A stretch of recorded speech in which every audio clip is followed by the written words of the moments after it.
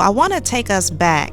This is the year 2024, and I want to take us back to 1963. And in this year, a lot of things had been happening, especially in regard to civil rights. Now, unfortunately, in the month of June 12, 1963, one of the greatest civil rights heroes in the state of Mississippi had been cut down, Medgar Evers. And Medgar Evers had accomplished a great deal of things for Black people in the state of Mississippi. And one of the things that a lot of people don't realize is that during the 1960s, a great deal of our heroes had been taken from us. Just a few short months later, one of the greatest presidents in this country, John F. Kennedy. President John F. Kennedy had been assassinated in Dallas, Texas. And then a couple years later, in 1965, Malcolm X was killed on February 21st, 1965. Just a few short years later, in the year 1968, we would lose two more very prominent leaders. Perhaps the greatest civil rights hero of that era and pretty much of all time, the Reverend Dr. Martin Luther King Jr. He was taken from us on April 4th, 1968. And then a few short months later, we would lose Bobby Kennedy, also known as the Attorney General who served under his brother, Robert F. Kennedy. All of these men were ordinary people, but went on to do extraordinary things. But one particular assassination that has always stayed with me had to have been that of President John F. Kennedy. It's so much mystery that is surrounding his death. And I want to dig deeper into that today. In fact, I have a great guest that is going to be walking us through the legacy of this man. He is one of the best historians, if not the best, that I know. His name is Ryan Jones. How you doing today, Ryan? Cara, it's a pleasure to be here. Thank you so much. Thank you so much for doing this. And I really, when we think about John F. Kennedy and the Reverend Dr. Martin Luther King Jr., these are two men you can pretty much say dominated the 60s in a sense. And, when I think about John F. Kennedy, I guess you can say the bulk of the conversation around civil rights really began with his presidency, in a sense. But before we dive deep into that, I want us to go back to his journey. Can we just learn a little bit about his journey? The takeoff of the Kennedy family, Camelot. They were known as Camelot and pretty much American royalty. What is the story? How did it begin for President John F. Kennedy and his journey to the White House? Well, it begins, when John Fitzgerald Kennedy is born May 29th, 1917 in Brookline, Massachusetts, to Joseph P. Kennedy Sr. and Rose Kennedy. He was one of the earliest to be born, and his father was a major political presence, served as a UN ambassador under the Roosevelt administration. And so he had a lot of power. This family through generations, has generated a lot of power in the political spectrum. Initially, it was later Jack Kennedy, his older brother, Joseph Jr., who was a World War II hero who was tragically killed in the Second World War. And it was Joe Kennedy Jr. who was situated to become what Jack would have been. Jack had this lifestyle. He himself was a war hero, PT-109. But, Jack was, he was strictly, he was a social guy. He was on that type of business. Extremely smart. Social, handsome, charismatic. The women flocked to him, very rightfully so, but his idea of life was not in politics. And when Joe died, and unexpectedly, Jack was the one to step up. It's Jack's turn. We'll see that happen on November 22nd, 1963, when he himself falls victim of an untimely and unspeakable tragedy. And then the family and the rest of the world, for that matter, says, now it's Bobby's turn.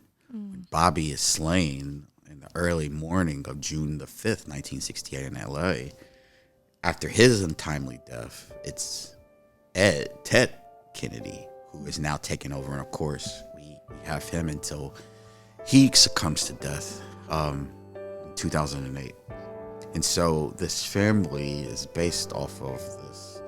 There were three four boys that were born into that family, and the rest were women. And Joe Kennedy wanted to have one of his sons in the White House. That was his ultimate goal at the end of the day. And so after Joe's death, Jack gets involved in politics as early as 1946. He's in the House, and then he goes into the Senate. And, during the 1950s, where things are beginning to change, we're at the Cold War, we're right out of Korea. Eisenhower, who was the predecessor to Kennedy, is dealing with the racial tensions that are occurring specifically in the southeastern part of the United States. We reference the Supreme Court's decision in May 1954, the overturning of Plessy versus Ferguson, ordering the integration of the schools. And so this is the climate of hate and fear that is beginning to enter into the lexicon of American culture. In Mississippi alone, you spoke about my favorite hero in all of this, Medgar Wiley Evers. The state of Mississippi saw 3 black people killed, which began to serve as this galvanizing moment. The Reverend George Lee, Lamar Smith, and of course this 14-year-old precious little boy who's lynched in the Delta for breaking the Southern code of taboo between black and white. And so when you're beginning to see in the second term of Eisenhower the integration of Little Rock and all these other atrocities and the uprise of television, this is really when Jack Kennedy is realizing he's next. And so in this upcoming election in 1960, the sitting vice president, who would become a future president, 37th President Richard Milhouse Nixon, who's the vice president under Eisenhower for the past 8 years, is up against this 43-year-old. Jack Kennedy didn't look like your typical president up until this point. So the first 34, if you look at a map of all the presidents, they all look the same in a way, right? Yeah. Here comes Jack, who speaks well, eloquent, war hero. Charming. He's charming. He has this elegant wife in Jacqueline Bouvier. And so what pushes Kennedy above in this election is this is the first time we've got a live televised presidential debate. In this election that occurred this year, we saw how critical that was before our current president, Joe Biden, and former Mr. Donald J. Trump. And we see how the effects of presidential elections are important. And Kennedy wipes the floor with Nixon. And Nixon's unprepared for that. He was not trained for that. Jack was ready. And it still became a very narrow election on that election day. It came down to the black vote, which many African Americans in the Deep South were prohibited from doing so, even though the Constitution stated they had that right. And it came down to the state of Illinois, specifically the city of Chicago. Chicago was a mob-run state. The key mob boss there was a man by the name of Sam Giancana.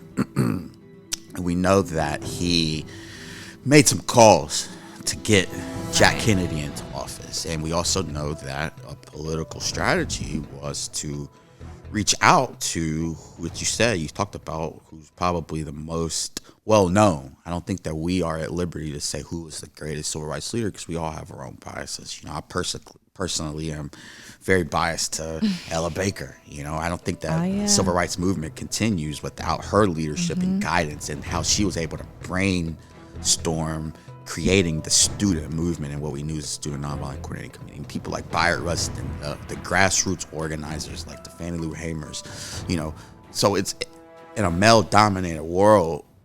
MLK stepped up and rose to that occasion. He had the charisma that Roy Wilkins didn't have. He had the oratorship that a Whitney Young didn't have.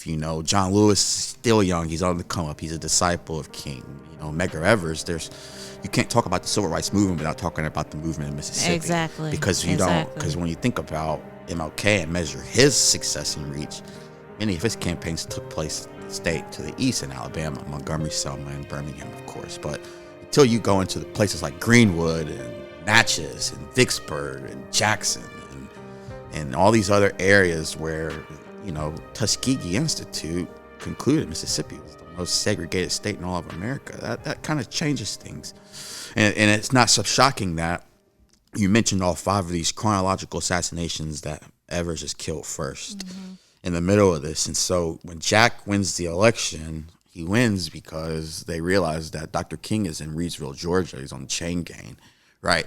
And special advisor to the Kennedy campaign is a man by the name of Harris Wofford. And he makes a call to Coretta Scott King. And he lets him know that Senator Kennedy's worried about it, if there's anything they could do. She just wanted to see could she speak to him.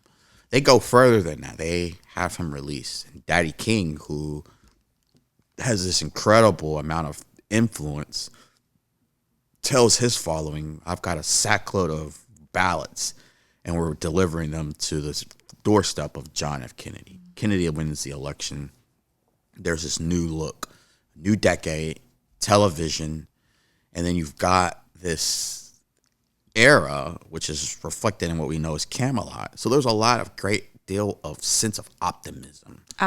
So he brought a sense of change that had not been seen before. It was like a rebirth of a new day for America. And democracy. Right. And if you listen to his inauguration speech, which was up there with, with Lincoln and Kennedy and Obama, it made you feel proud to be an American. No matter where you fell, if you're on the left, the right, the moderate, whether you're black or white, you had some sort of hope. Because in a sense, doesn't it seem like their family, the Kennedy family, represented everything like the American dream supposedly stood for? Coming from the grassroots of working hard in whatever regard you want to say that they, of course, we know their father was involved in multiple different type of business situations, but basically, he rose from the bottom truly to the top. And they became like one of the richest families in the country. Is that not? That's very true. Right? Yeah. Yeah, that's very true. And so his son is in the White House, and he is being a part of a movement that he probably, even though he knew that civil rights was an issue in this country, would you say that was a focal point for him when he was in the White House? Because I know you mentioned the Cold War, but what about civil rights? Because, I think that has been a debate for so long. A lot of people say, did he really care? Was it really on his mind to make an effort to make things better for black people in this country? No. Civil rights was terrible politics. It's terrible politics now. Now they don't call it civil rights. They call it DEI. You know what I'm saying? And so it was not. In Eisenhower's farewell address in early 1960, late 1960, he talks about a military-industrial complex coming in. And so the new administration was focused on this potential threat 90 miles from the U.S. border in Cuba. In 1959, Cuban government is overthrown by a man by the name of Fidel Castro. And so this was what was the priority in the upcoming administration of Jack Kennedy. But if you listen to his inauguration speech, he talks about a hope for all mankind. So these civil rights leaders who are standing by Little Rock has happened. Black folks are still being killed almost weekly in the Deep South with no arrests and absolutely no convictions and almost no fanfare for that matter. So James Farmer, who was the founder of the Congress for Racial Equality in 1942, has been weighing on how can we see just how the new president is going to approach a Democratic president, because we've just come out of a whole decade with conservatism in the Eisenhower administration. And so there's this group, a interracial group known as the Freedom Rides, and they are trying to desegregate interstate bus travel in the South. The Kennedys are not really thinking about that. This is happening at the same time of the Bad Pigs invasion, which was an order by the CIA, led by a man by the name of Allen Dulles at the time. And when this Bad Pigs invasion backfires on Jack Kennedy and he's forced to take responsibility for it, even though it wasn't his call, the Freedom Riders are being attacked in Anniston and Birmingham, Alabama in May 1961 and later Montgomery. And the Kennedy administration was so worried about what could become of that in its next destination, which was the Magnolia State. The goal was to not actually enforce the law, but to prevent more bloodshed and violence. Because fortunately, there were no fatalities in the Freedom Ride campaign, which there really could have been. I mean, we're dealing with, A bus was firebombed in Anniston. You've got the United Klans of America, the second most dangerous Ku Klux Klan clavering in all of the history of the United States after the Mississippi White Knights Ku Klux Klan. So things could have happened. And then, of course, they're all sent to Parchman for 60 days, one of the most notorious correctional facilities in all of the United States soil. And so then the next year, your alma mater, a man by the name of James Meredith, tries to integrate University of Mississippi. Same scene that we see 5 years earlier in Little Rock. Meredith trying to enroll under the 14th Amendment, under Brown v. Board. There's met with major resistance. 2 people are killed on the campus.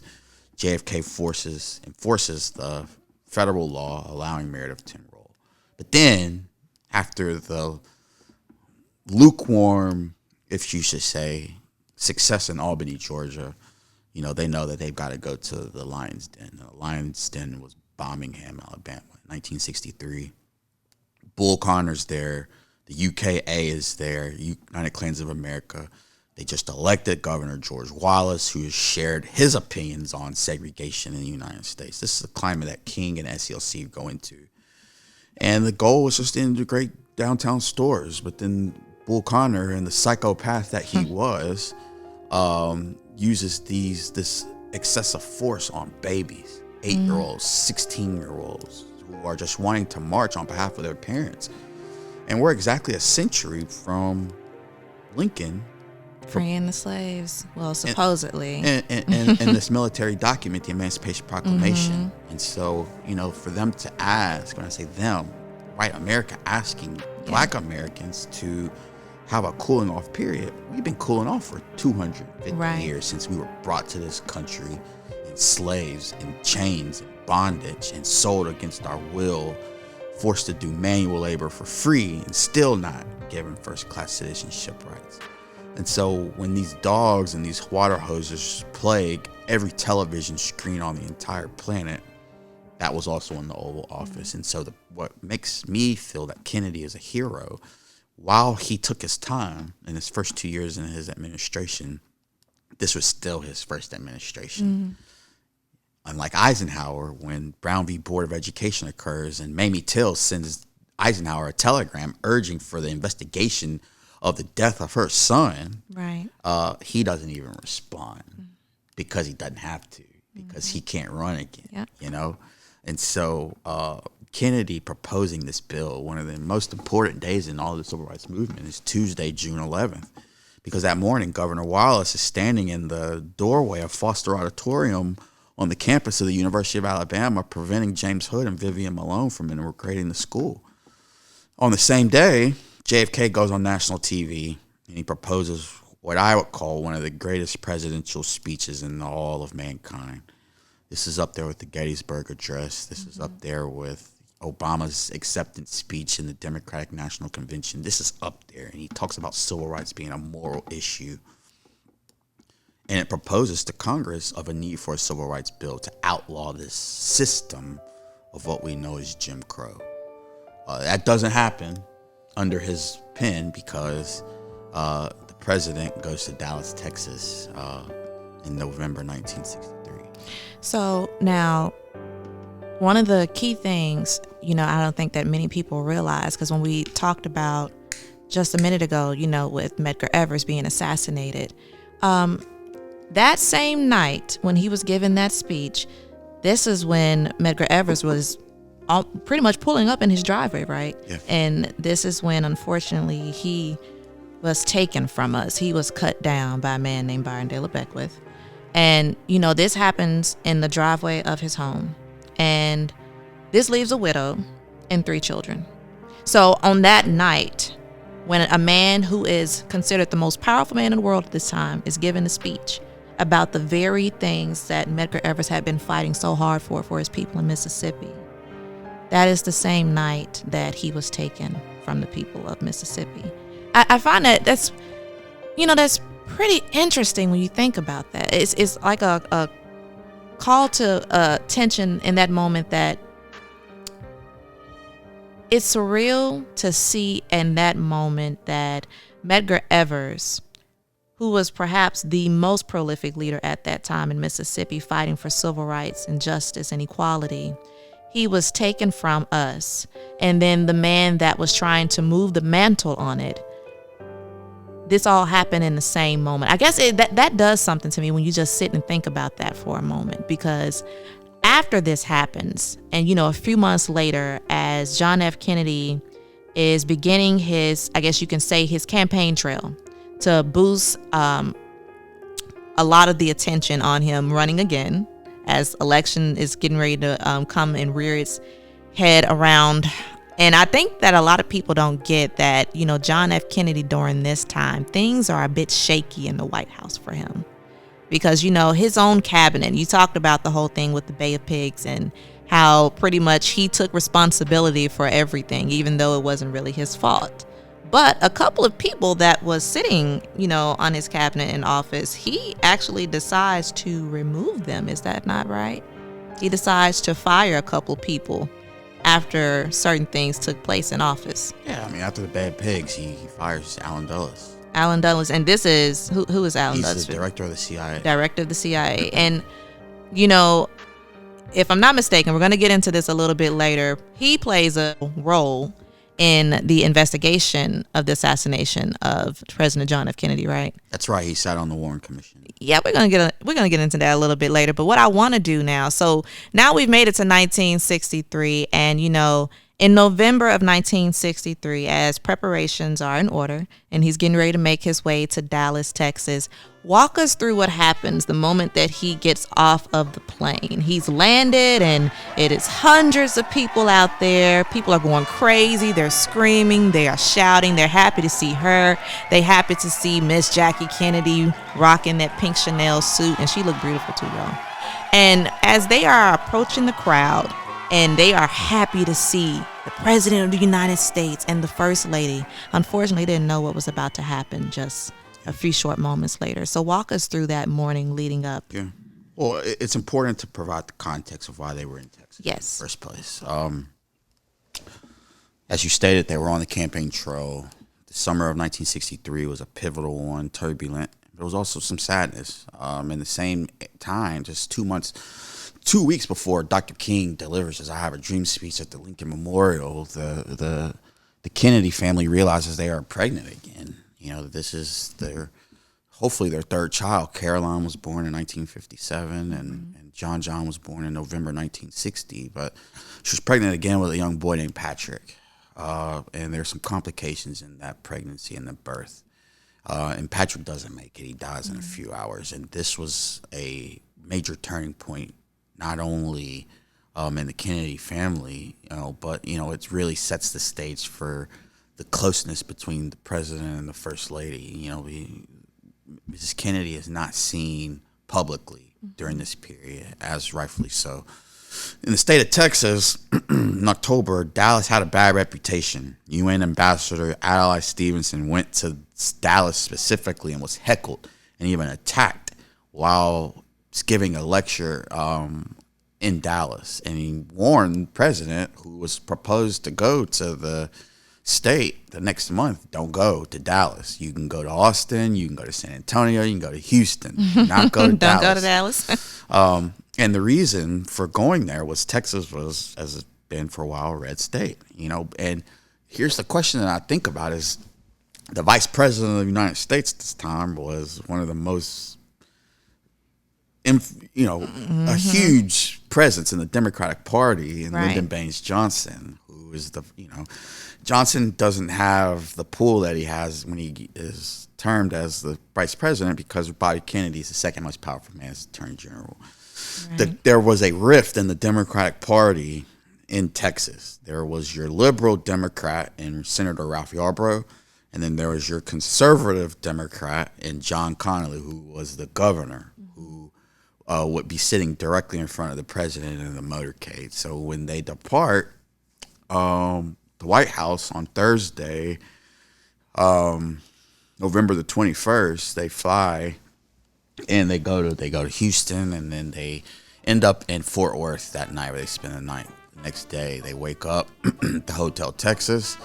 And they are in Fort Worth, Texas. And, Kennedy talks about in this breakfast luncheon that morning, he says that I'm the man that is accompanying Jackie Kennedy around, Right. And you were so dead on point that the crowds were there because they wanted to see Jackie. Yes. She was so prolific and such a Yeah, that lady didn't play. She dressed to impress. You never saw her slipping. Yeah, she redefined what it meant to be a first lady in the United States. She really was. And she did. Oh, and I just want to touch on that too. Like, y'all, she did a big restoration of the White House too.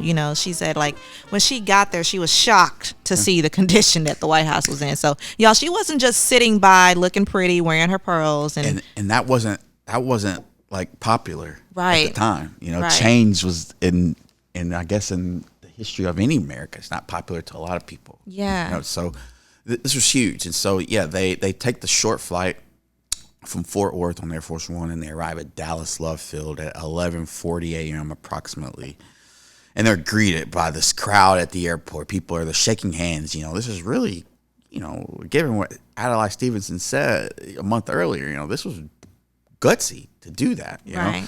They make it into the motorcade, license plate GG300, and they ride through the outskirts of the airport into downtown to make it to the Dallas Trade Mart.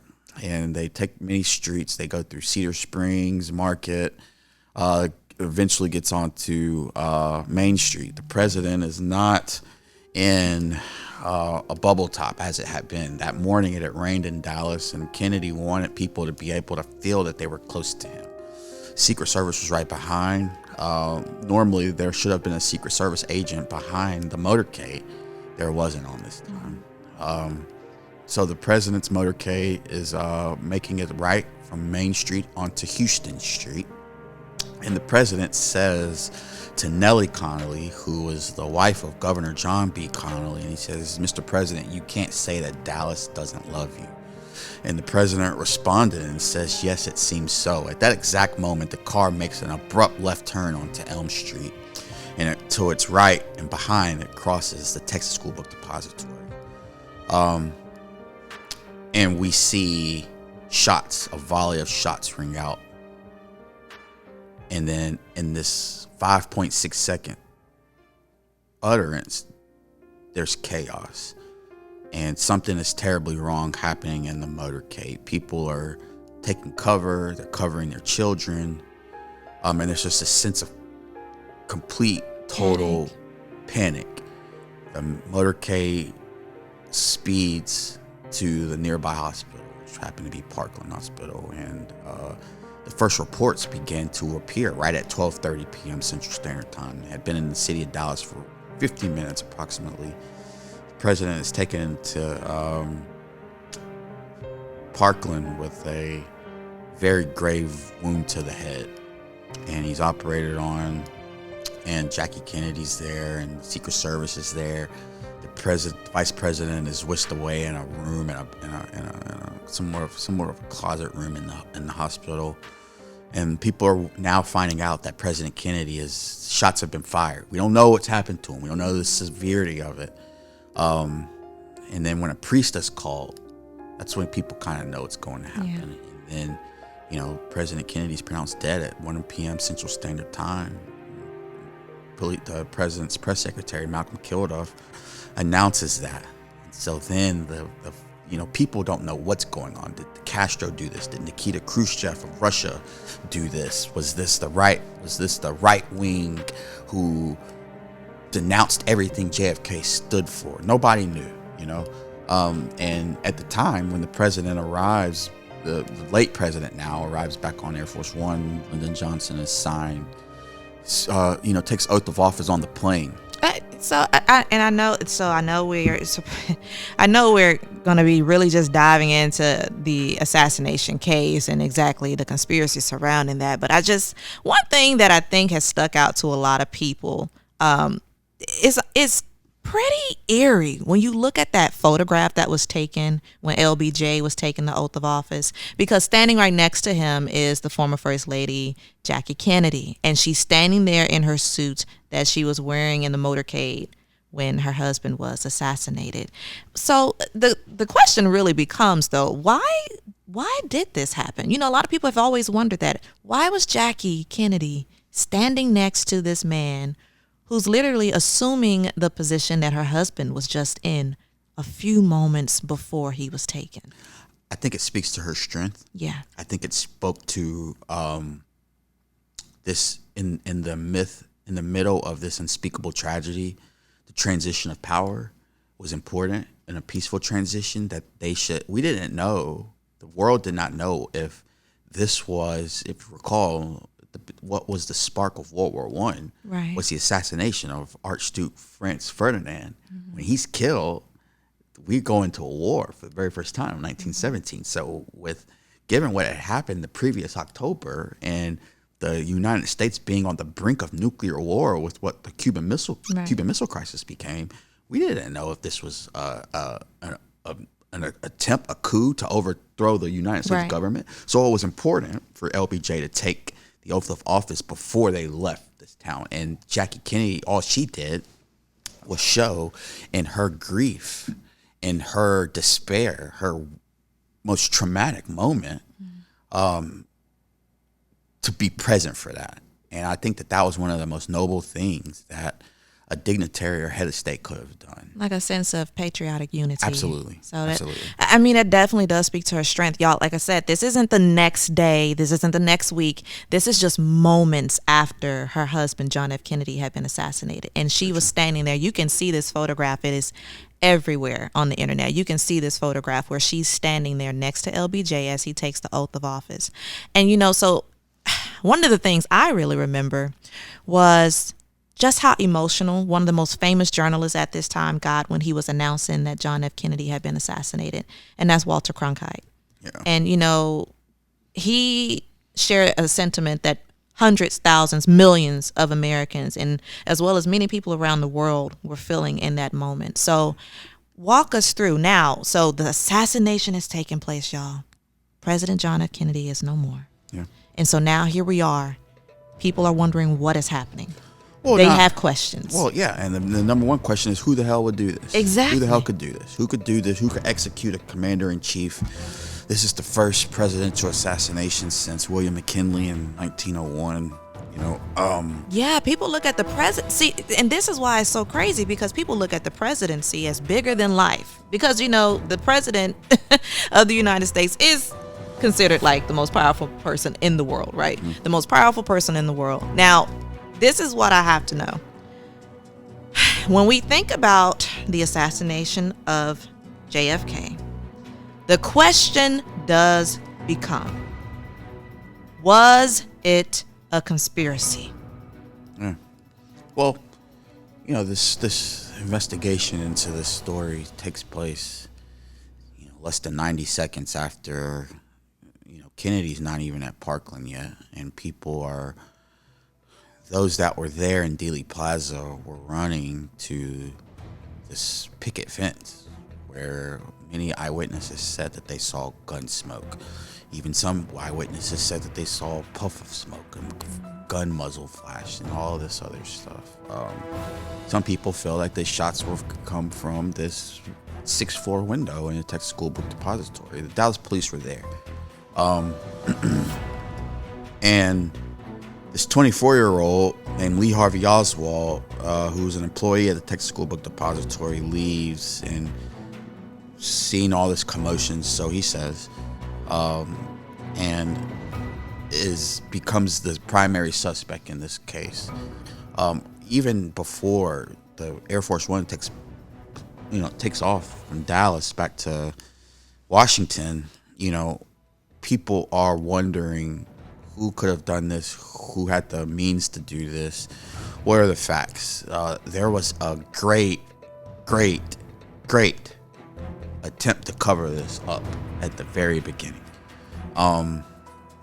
So, you know, if you're asking me this question, was it a conspiracy? As a student of the story, it's impossible for it not to have been a conspiracy.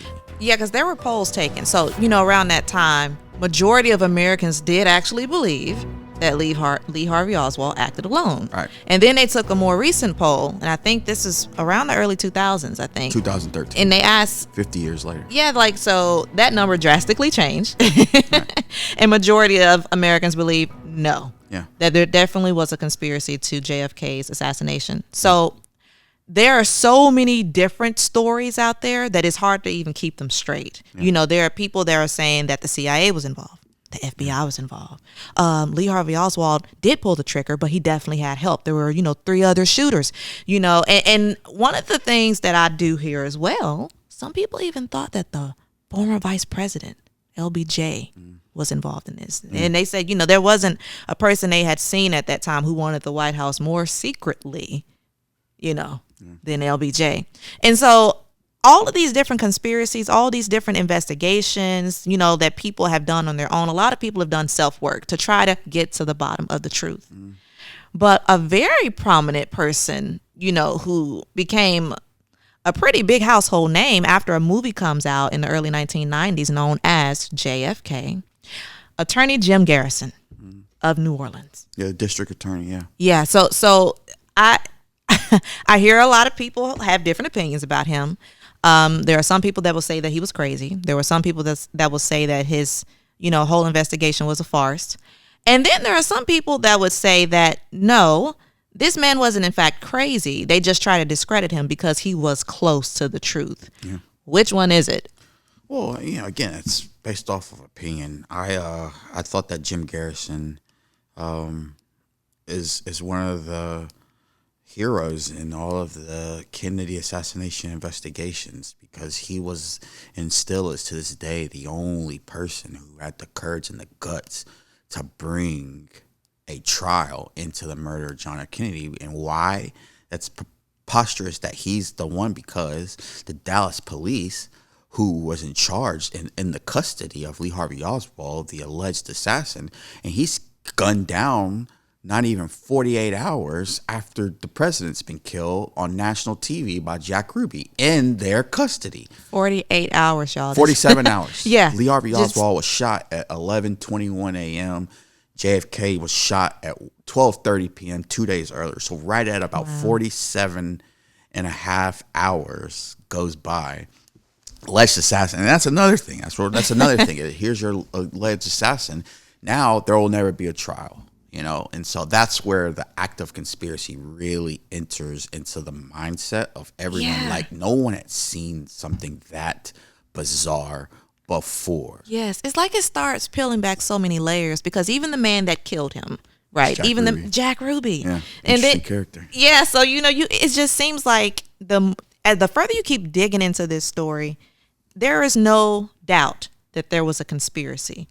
Well, it depends who you're talking to. Well, yes, but I think the part that really gets me is that when you said that Jim Garrison, the fact that this man from New Orleans, the district attorney, is the one to actually try to bring light to this case and to have an investigation about JFK. The question becomes, why isn't there more people like that? People in Texas actually trying to do everything they can in their power. It happened on their turf. Well, they were. In the assassination and the aftermath, there are all these eyewitnesses that are mysteriously dying. Yeah. People who have some sort of direct connection to the case are getting karate chopped in the back or shooting themselves in the back of their head, and they're committed. They're deemed as suicides or ruled as suicides. So people were speaking out. There were many people who, and before Jim Garrison, the big Jolly Green Giant gets involved, this S.M. Hollins, the Penn Joneses, the Mary Farrells, the Mark Lanes, the Harold Weisbergs, these incredible, the Gary Shaws of the world, these incredible researchers were on the ground the night of the assassination when the Dallas police brought Oswald in shortly after midnight. And they're questioning him. So they were trying to go ahead and really push forward with the investigation. See, we don't really hear about all of those, y'all. And the thing is, too, I think that, with Oliver Stone's movie, one of the things I think it did help do was make people think. it taught a lot of people not to just look at what is in black and white, and to go and do your own research, go and find out and seek answers for yourself. And I know that, the anniversary of JFK's assassination is coming up really shortly. Yeah. And, many people still pay their respects. I'm sure they go down there to that same location in Dallas, Texas, and they take a moment of silence and they think about this great man, who was once running this country. And even though it is 2024, many people still feel as though they don't know exactly what happened. So through all of your research and your work that you have done on this case, Ryan, tell us, who do you think were the people or a person that was involved in the assassination of President John Fitzgerald Kennedy? Well, that's a great question. It's a very broad question. In my honest opinion, it was a collaboration of many different entities. I believe that the final straw was the president had every intention of withdrawing U.S. personnel out of Southeast Asia. National Security Memorandum 00263. The president was preparing to bring home combat troops by Christmas Day and completely removing all U.S. personnel in Vietnam by January 1, 1965.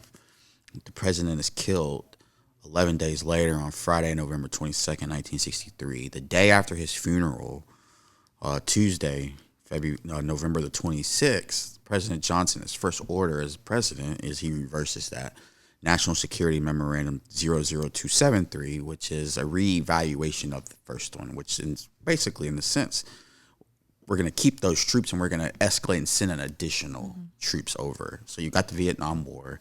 We know that Kennedy was evolving as a leader in the arena of civil rights. But, with Kennedy out of the White House, Johnson gets in. J. Edgar Hoover becomes safe, who we know is another narcissist psychopath that has horrible person. I don't usually just say that comment, but he was absolutely horrible, y'all. This is the man that had literally bugs on Dr. King's house. I mean, he even had bugs on the Kennedys too, y'all. So he was horrible. He was horrible. I'm sorry. I just had to make sure I state that he was a horrible individual. He was. That's an understatement. But when you look at the assassination, it seems that the president should never have gone into this, this motorcade slowing down to measly 10 miles an hour with no Secret Service on each side of the president. Is it true that they said that he wanted to do this, like he wanted people to feel close to him? He did, but that still doesn't mean that doesn't mean that the Secret Service shouldn't do their job. Oh yeah, no, it's just like, because I want people to understand too, just like how much of a people's person, like a people's president that he was. He didn't, and that really speaks to his character too, y'all. Like I said, this was, would you say, like one of the most beloved presidents that had ever sat in the White House? I think that his very short administration, those 1,000 days, and given the time period, given the different change of how a president should look and conduct himself, made it that way.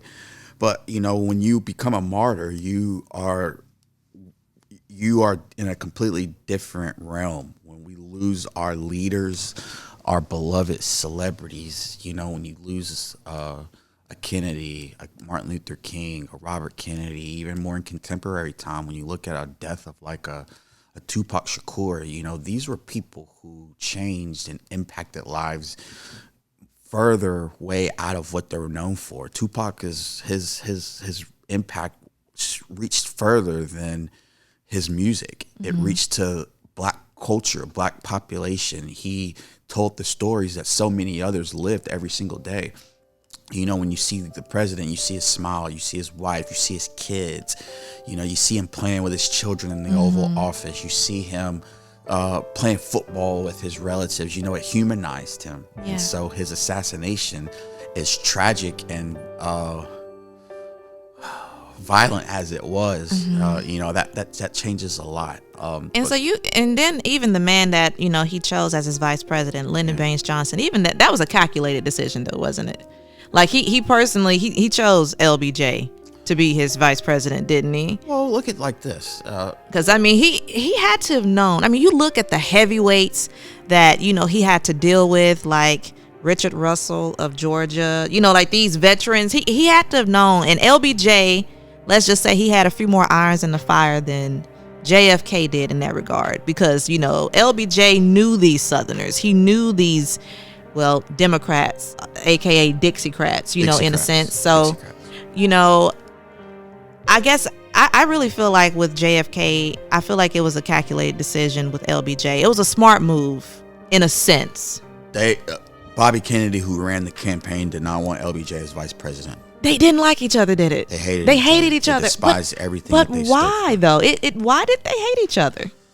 Bobby wanted to do things their way, and Johnson was a very proud man, and he wanted to do things his way, and they clashed. So that's a very short and G-rated version of it, and that's another topic of a conversation.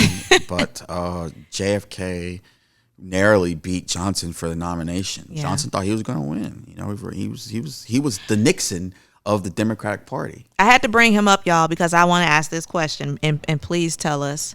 Okay, so was he involved in the assassination of President John F. Kennedy? People really want to know this because we keep dancing around it. We want to know, was he involved? Look, there's speculation that LBJ went to Dallas on the 21st.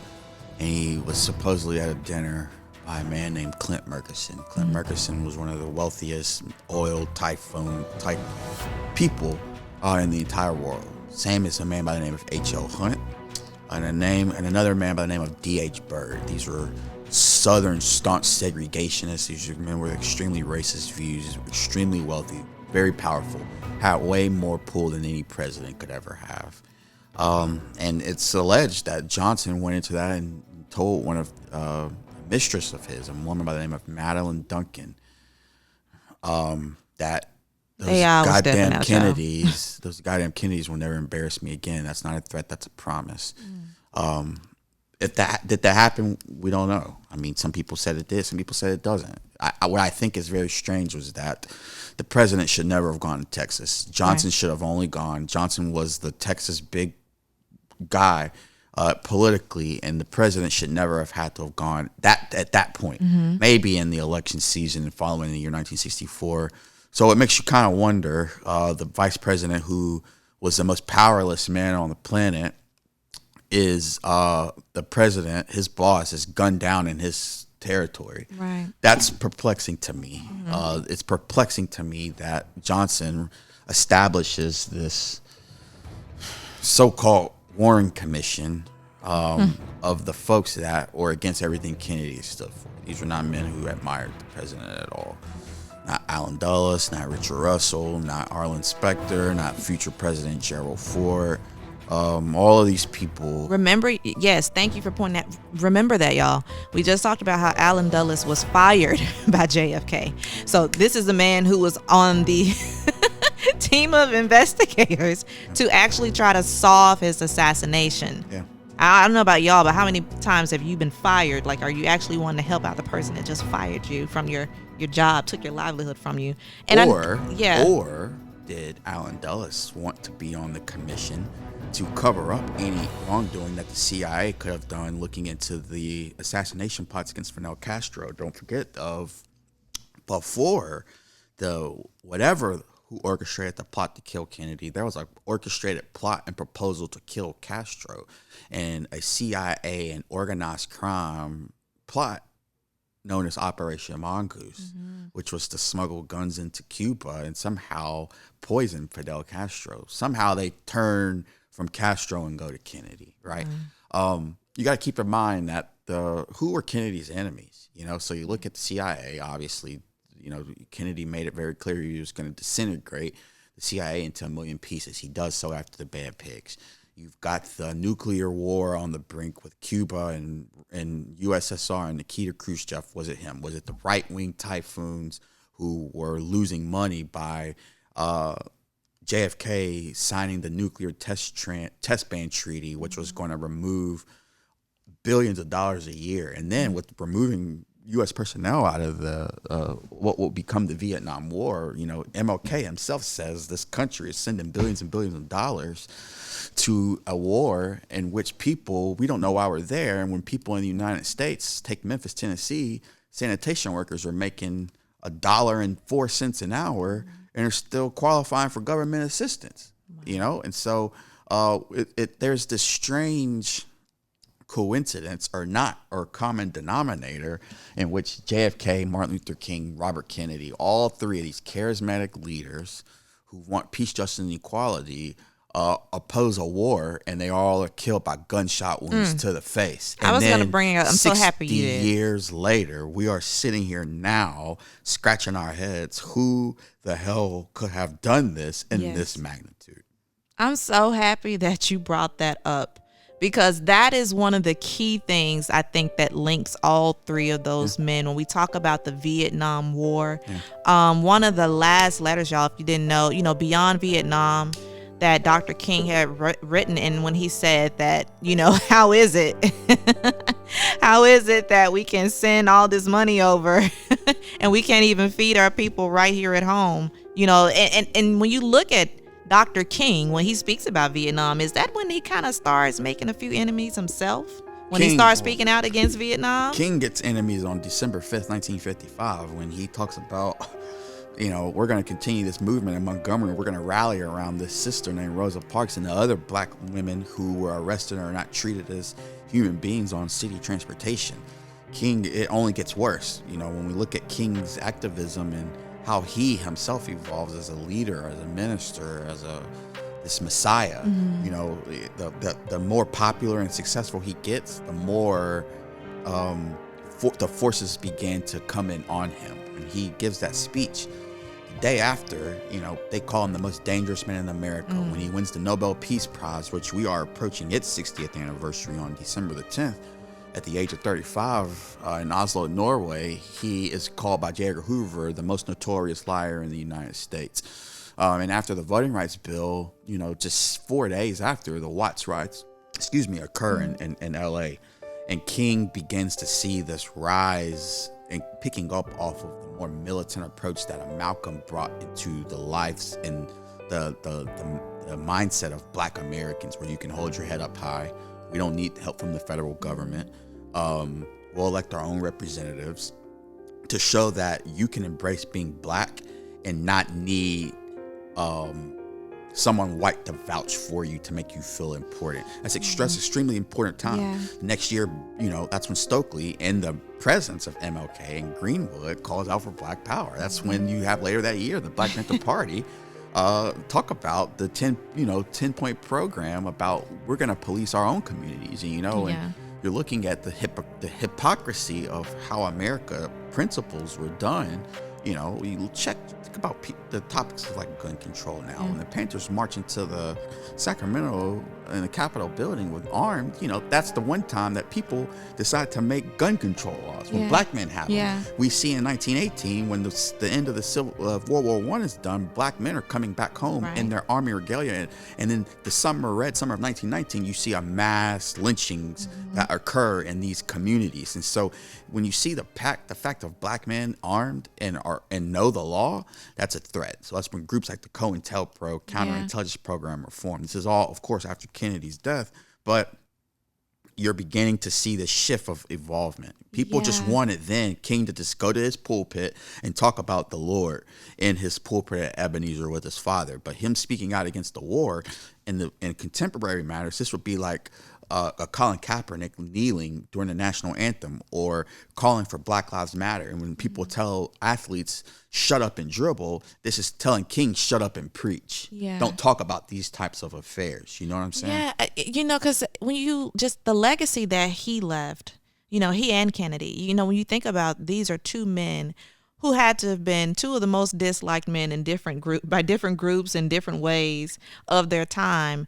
But they were on the cusp of extraordinary change. Very true. And I think what, stands out to me, we know that a few years after Kennedy is killed, MLK, Dr. King's assassinated in 1968. But before this happens, you know, his story too, you all. The investigation into Dr. King's assassination is something else. We may get into that. We may have another episode we get to talk about MLK's assassination. But I just have to ask this though, because we've talked a lot about Kennedy and the different groups and organizations and stuff that were involved. And we know that in this country, in the United States, and as well as many other people in the world, they still think that Lee Harvey Oswald was the lone assassin. Yeah. And a big part of that was, I think you mentioned this earlier, they had to do, certain people who were formerly a part of the CIA, they had to do what was needed and what was what they had to put together at the time for their case to make it where Lee Harvey Oswald was truly the lone assassin. And this one term that kept coming up was the magic bullet theory. Can you talk to us a little bit about that? Because, you know, a lot of people, when they watch that Zapruder film, they ask the question, well, how is it that he was shot from this place or that place? Especially, you know, when he goes up and he swings his head back, but then they claim that he was shot and then it was from the back. You know, you hear so many different things. Talk to us a little bit about that, because this is a key part, if not one of the most significant parts to, I believe, the investigation into John F. Kennedy's assassination. Well, it starts out with journalism in the media and how the media covered the assassination. On the night of the assassination, CBS anchor, who's still with us today, he spoke about the late, great Walter Cronkite, but Dan Rather, yeah. in Dallas on CBS. And he was amongst the few to see the first Zapruder film in its raw state.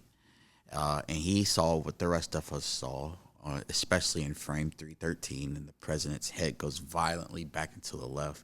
He goes on TV just maybe not even an hour later, and he tells an entire world who's completely in a state of shock about what had happened to their president.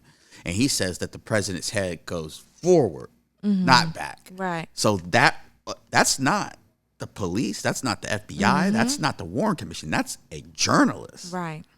Telling the American people something that is blatantly false. But you know why he could get away with it? Because the Zapruder film was going to be locked away. See, the Warren Commission established that they're not going to see this. What we say, no one's going to read this thick 100-something pages. volumes of the Warren Commission.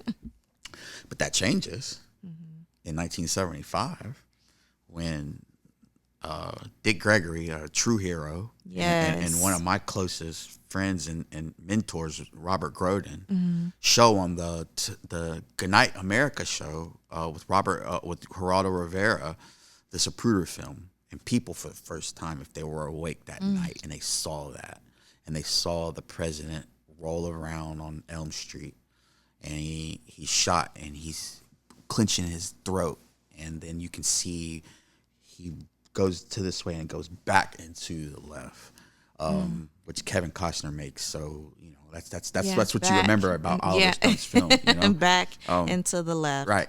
And so as to Oswald, the Zapruder film is your timeline of the assassination, and so according to the Warren Commission, the assassination had to have happened in 5.6 seconds because they assumed that it's 3 shots fired, and with the Oswald rifle, which when Oswald was arrested in the Texas theater a couple hours after the assassination, a nitrate test was done. It showed that he had not fired a weapon that day. Warren Commission didn't print that. Second, the rifle did not have none of Oswald's fingerprints on it until after Oswald was at Rose Hill Cemetery preparing for burial. Wait, could you say that again? Because the I rifle, the Mannlicher Carcano, that BB gun of a rifle, there were no fingerprints of Lee Harvey Oswald's on there until after he was dead.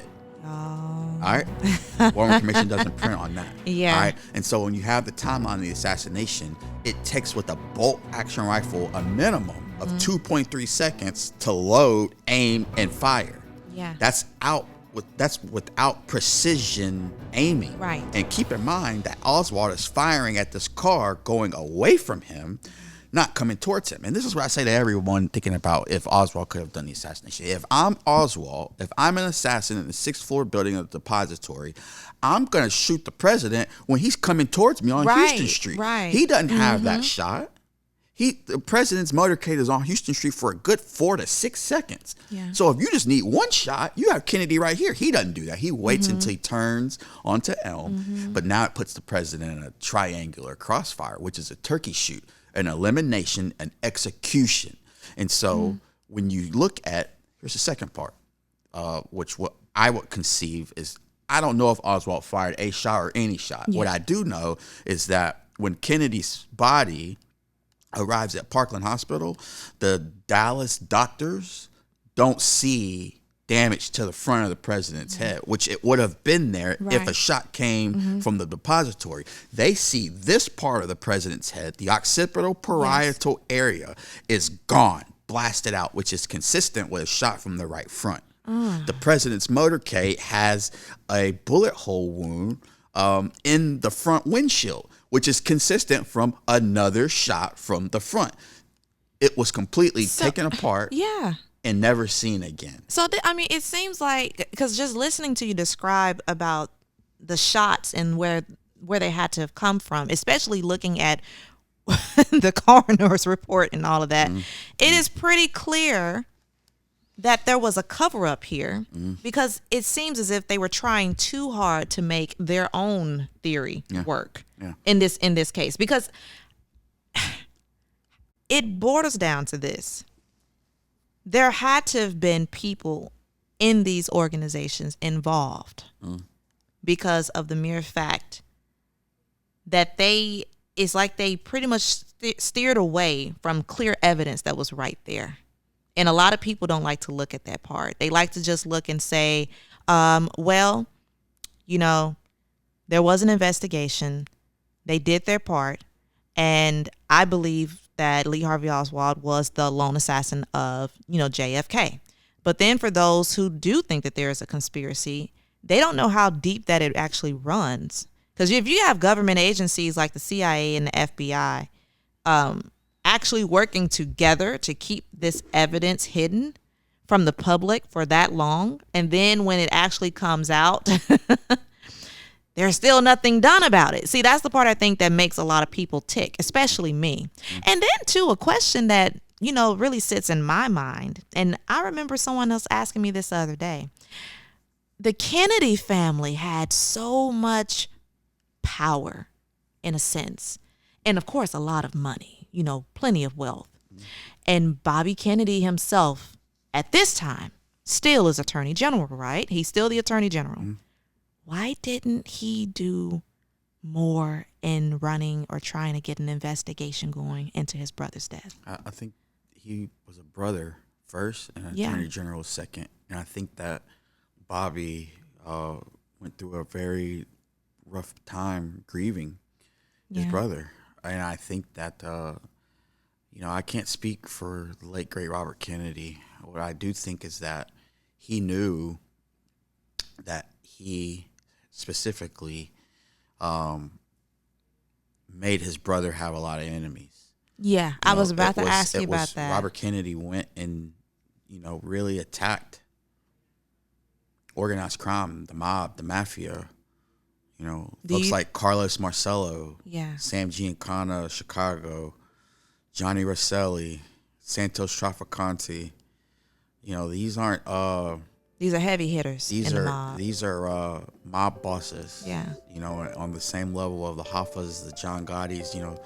Do you think he blamed himself in a sense? I think that he felt some sort of responsibility. Yeah. I think he knew that what they were doing was correct. Yeah. They were going after criminals. These men were criminal underworld. But to the mob, the mob was like, we got you in the office, so lay off of us. And that didn't exactly. happen. And they thought that was going to happen. Right. So you have laid it out for us. You talked to us about the ballistics. You've talked to us about the different government agencies. You've talked to us about the magic bullet. You've talked to us just about the legacy in general when it comes to the late President John F. Kennedy. And I think what I want to ask you this, in your opinion, what would be the state of the country? Just, just thinking about it for a second. Like, what do you think the state of the country would have been then, and maybe even the influence today, had President Kennedy not been assassinated? Like, where would we probably be in terms of politics, foreign policies, and even race relations? Whew. Very hypothetical question. I think that JFK, I don't think that we would have gone into an escalation of a Vietnam War. I don't know if JFK had the means to get a civil rights bill that he proposed through. I think he needed Johnson for that. Right. Because Johnson did carry the Democratic Party in the South along with Richard Russell. But I think that this country, most importantly, would have still had its innocence. Yeah. Because the United States lost its innocence the day of November 22nd, 1963. And I think that's incredible. Yeah. Important to acknowledge. Because no matter, again, where you were, who you were, if you voted for me, if you didn't vote for me, each and every single person felt a tremendous loss that day. Yeah, it's like the country turned on its head, basically. Right. And so when that happens, and then you begin to see those civil rights demonstrations continue to escalate, the war, the riots in places like Watts, Detroit, Newark, Harlem, the days of rage, the anti-war protests, more political assassinations, government cover-ups like Watergate, other wars that are coming, weapons of, it makes you wonder. All goes back to that moment. Yeah. Eisenhower warned us in the military-industrial complex, and he was right. And so I think that it'd be an easier question to answer if Bobby had been elected and not been murdered. How would things have been? And I really think that that's the question that really will steer in my mind and many others' minds. That had Bobby lived, had he lived and won, the people's president, y'all. That was the nickname a lot of people gave him, because he truly was the people's president, y'all. It's not just that; it's other leaders, Cesar Chavez, like you name it, other leaders of other different groups of people and minorities and ethnic backgrounds really liked and loved this man. And I get what you're saying with that. Yeah, he was a brother first, attorney general second. And with so much loss, the Kennedy family had suffered a great deal at this point. You name it, with the loss of Joe Jr., with what happened with their sister Rosemary.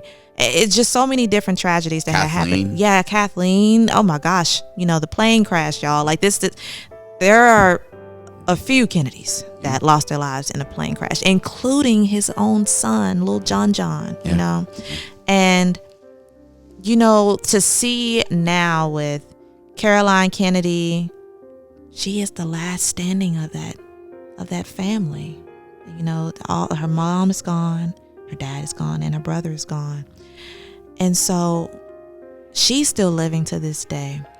That leads me to one of the two final questions that I have. Do you think that we will ever truly have the real story behind what happened and who did it and what for on November 22nd, 1963 in Dallas, Texas, the assassination of John F. Kennedy? No. No. You said that too fast. No, I don't. I think that if we find the true perpetrators of what took place, it'll be on the grounds of national security. And I think that we won't be very shocked of some of the names of involvement, because we know them. But the media will not overturn this thought process of a plot to kill our heads of state. Every political assassination, it's always got to be this lone nut who just wants to be remembered for something like that. And mental illness is important, but even when you look at the very first political assassination, April 14th, 1865, Abraham Lincoln, people forget that John Wilkes Booth plot with other people was to assassinate the entire cabinet. Yeah. President, vice president, secretary of state, defense.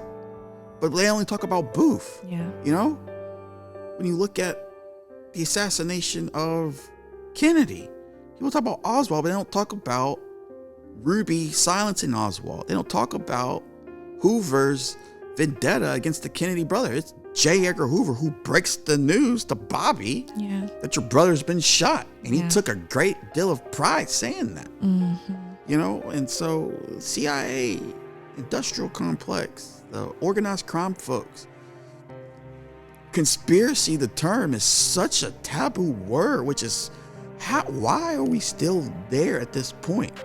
Could Lee Harvey Oswald have had the motorcade route changed? No. Right. Could Lee Harvey Oswald have told the Dallas doctors and had completely different pictures of the president's wounds in his head? Could Lee Harvey Oswald have, you know, the investigation was so elementary. It was so poorly done. And the people that were responsible, and this goes in the King case too, the people responsible for investigating these atrocities had the most to gain. Right. That's it. Had the most. Look in King's case. James Earl Ray had to have been the only person to kill King because he was a white racist, which we ain't found a racist bone in James Earl Ray's body yet. Right. You know what I'm saying? Yeah. And we now know later, unfortunately, that some of Martin Luther King's own camp had, they were informants here in the city of Memphis. We won't go into their names or anything, but, you know, it's just really, really, really disturbing. It is. To see the levels and attempts to continue this bald-faced lie. Yeah. The Warren Commission is a document, a book that should be on the shelf next to the Cat in the Hat and Roll of Thunder, Hear My Cry. Right. It's a fabrication of reality. You see with your own eye the president's head moving violently back into the left. Yes. You cannot have and sustain that many wounds. You ignore all of the witnesses that run towards the right picket fence. I mean, how more blatant does it have to be?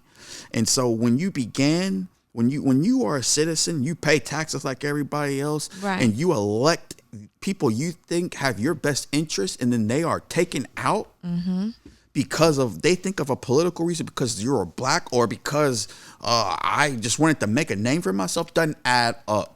Because you have to look at what those men were doing and what they were promoting. And all five in that regard, Medgar Evers, JFK, Malcolm X, Martin Luther King, Robert Kennedy, they all had one common denominator, and that was peace, justice, and equality. And instead, they meet the most violent deaths that they could happen. And with the exception of Martin Luther King, the other four men are killed in front of their own family. So look at the arrogance of those that committed these atrocities and what that led to. And still, people like me and you and others around this society are still scratching our head. Why can we not see what the CIA and the FBI saw in the National Archives? Where's President Kennedy's brain? Why has it disappeared? Why was President Kennedy's body illegally taken from Parkland? If you were killed or if you die in the state of Texas, it is a law, state law, that an autopsy is conducted.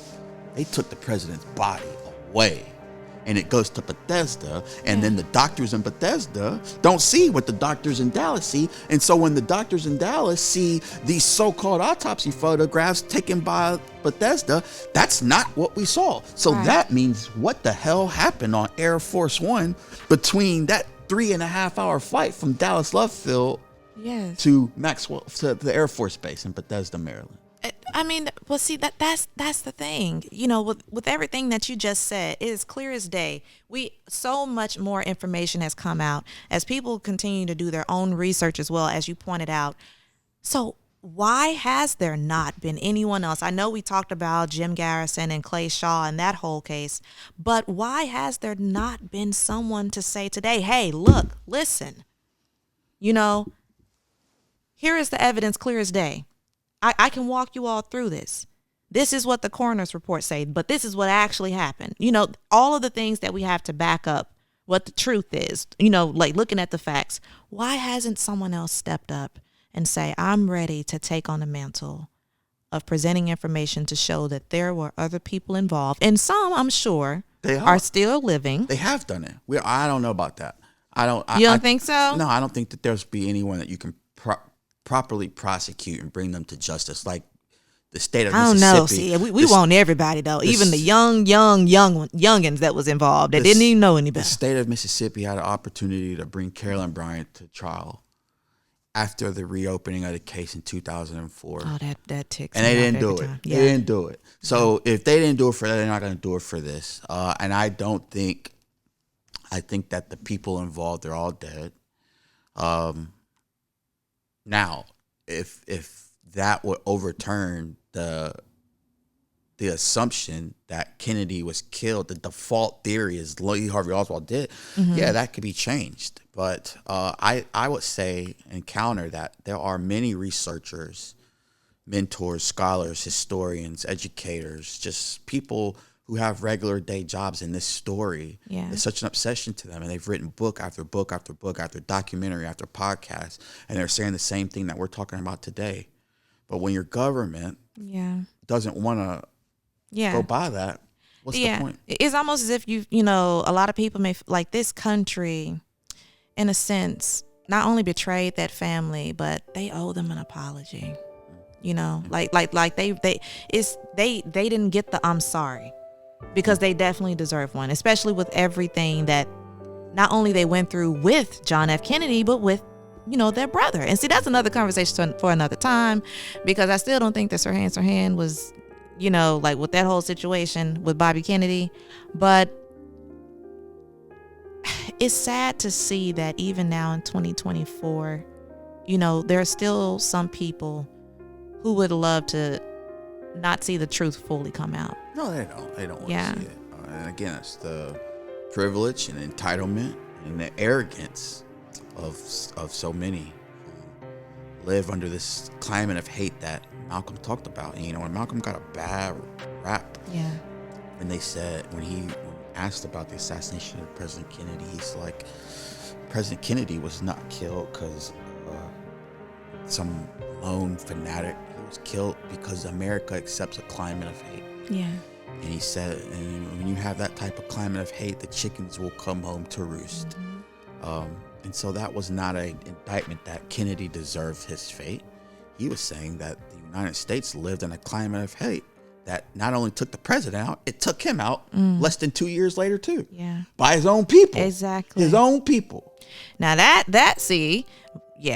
own people. But you know, people ask the question too, was it truly just his own people, or were there government agencies behind? Yeah. So, you know, it's sad to say.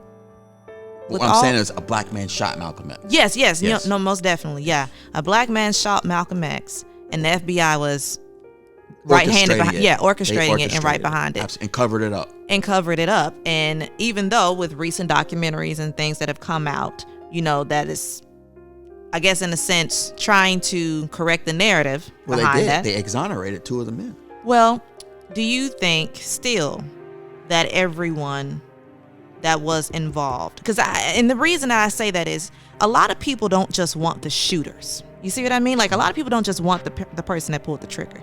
They want everyone that was in the room when it came to, you know, like the plot to kill King, the plot to kill Kennedy, the plot to kill Malcolm X, the plot to kill. They want everyone. Yeah.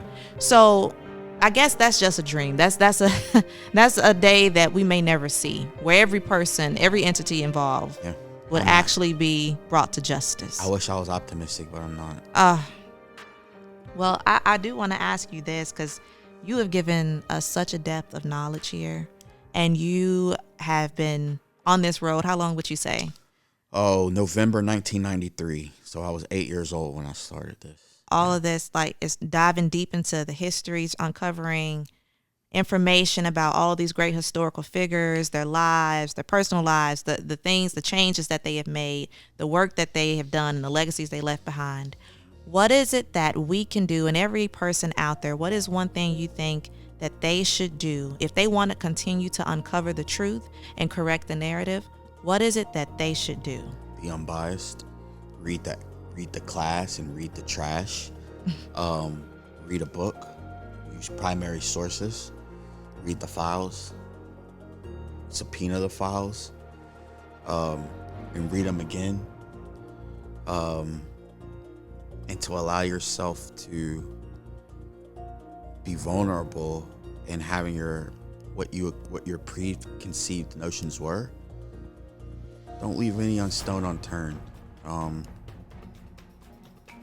Again, when this country has responded, this country responds to hate, violence. You know, the Second Amendment of right to bear arms it seems to be more important than the right to free speech. It seems to be more important than the right to vote, the right to citizenship, the right for gender equality, racial equality.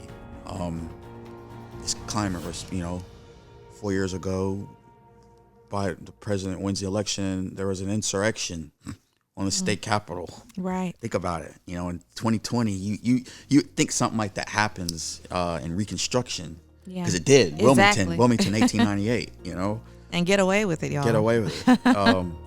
So while it's laughable, it's also like very damning to think that in this generation that is supposed to be so far removed from,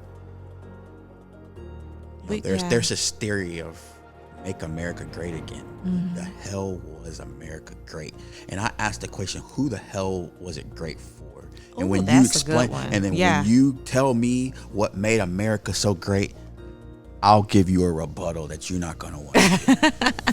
No, I like that question. You said, no, who was, because everyone always, I do hear that question a lot. When was America great? But I love the question that you posed. Who was it great for? Who was it great for? When it was supposedly so great. Who was it great for? Yep. It's almost like the question, like when we ask that, when we talk about the Civil War being fought for states' rights.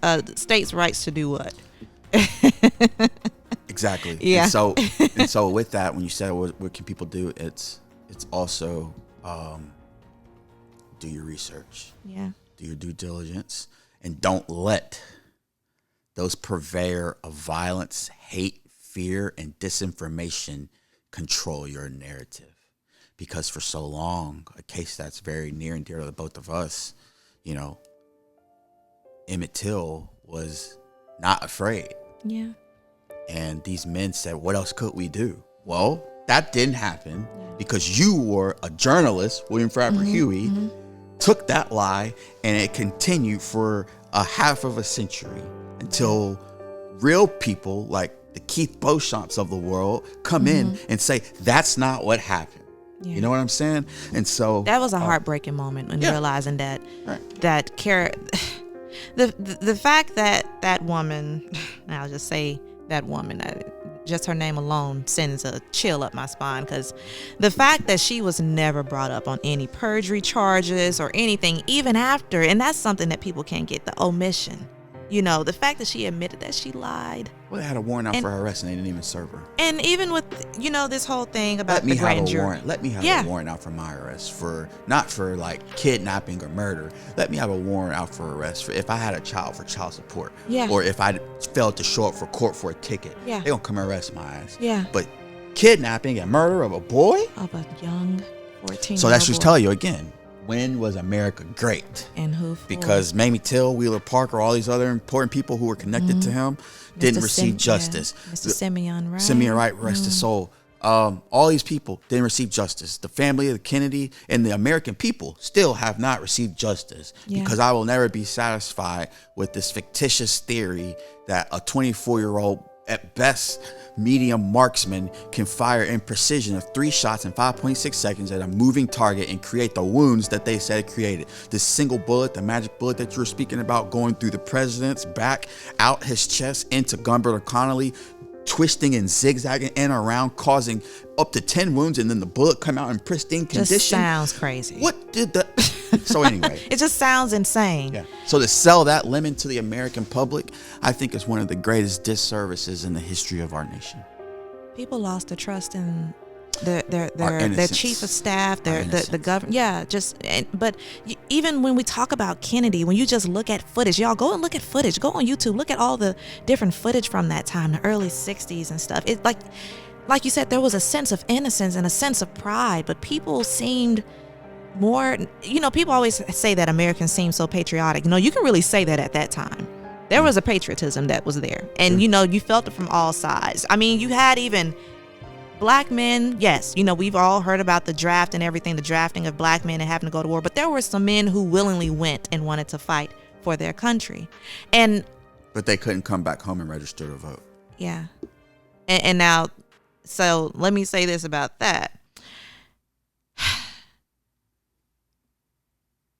These men, when we talk about them, JFK, MLK, Bobby Kennedy, Malcolm X, and Medgar Evers. Mind y'all, Medgar Evers, was a military veteran too. Do you think that each of them, especially in regards to MLK and Medgar Evers and Malcolm X, that they had an epiphany? Because I know when we talk about MLK, that speech, that he gave the night before he was assassinated, even when you look at with Bobby Kennedy, what they said, some of his last words were when they said that he even asked, was everyone else okay? Do you think that they had an epiphany before that day came, that fatal day for each of them? Like understanding almost in a sense that things would never be the same. I think the black man did. Yeah. I think Medgar Evers knew he was a marked man. He was on the Klan's White Citizens Council hit list as early as 1955. Martin Luther King Jr. was arrested over 30 times. No telling how many death threats. They were sending him letters to his wife urging him to commit suicide.